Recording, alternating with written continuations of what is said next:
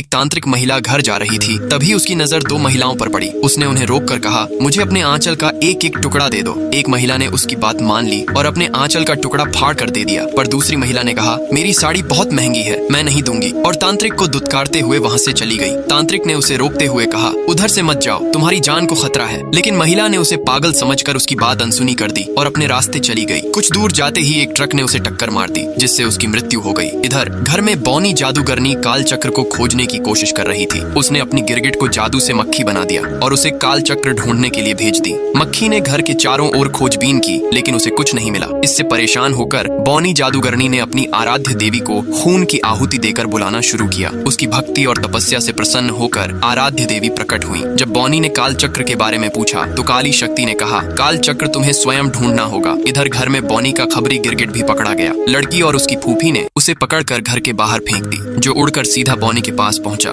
ये लड़की बौनी जादूगरनी को डांट रही थी, क्योंकि उसे फूफी की देखभाल करने को कहा गया था, लेकिन उसने उनकी देखभाल नहीं की, जिससे उनकी तबीयत खराब हो गई। इस अपमान से क्रोधित होकर बौनी ने लड़की की चप्पलों पर वशीकरण का जादू कर दिया। लड़की की माँ बौनी को रोकने की कोशिश करती रही, लेकिन तस्वीर में कैद होने के कारण कुछ न कर सकी। बौनी ने अपनी जादुई छड़ी से एक मौत का कुआं बनाया, जिसका द्वार सीधे मृत्युलोक में खुलता था। इधर लड़की नींद से जागी और चप्पलें पहनकर बाहर जाने लगी। तभी चप्पलों ने उसके पैर जकड़ ली और उसे अपने ऊपर नियंत्रण नहीं रहा। वह गिरते पड़ते मौत के कुएं के पास पहुंची। जैसे ही उसने घेरे पर पैर रखा, एक तांत्रिक ने आकर उसमें जाने से बचा लिया। गुस्साई बौनी ने अपने जादू से एक गिरगिट को उन्हें मारने भेजा, जो देखते ही देखते विशाल रूप ले लिया। लेकिन तांत्रिक ने उसे अपने पैरों तले कुचल दिया। अपनी हार देखकर बौनी भागने लगी, लेकिन तभी लड़की की माँ तस्वीर से मुक्त होकर बाहर आई और बौनी को पकड़ लिया। वह बौनी को हमेशा के लिए खत्म कर देना चाहती थी, लेकिन तांत्रिक ने दोनों आत्माओं को एक डिब्बे में बंद कर दिया। फिर लड़की को घर में सुलाकर वह दोनों आत्माओं को दूर के टापू पर फेंक दी।